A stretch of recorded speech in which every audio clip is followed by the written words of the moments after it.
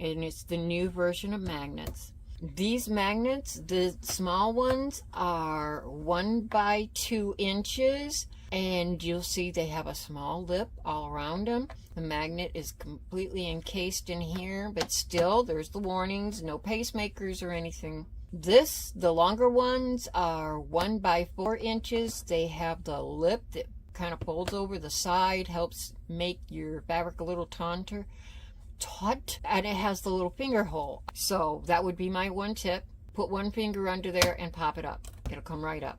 The 8 by 12 comes with 8 of the long ones and 4 of the small. Fantastic amount. It has to be that number with the MK at the end, and then it'll show you the ones with the long magnets when you do a search. So they of course have the Brother Baby Lock hoops, and they supply some sizes for Viking and Janome.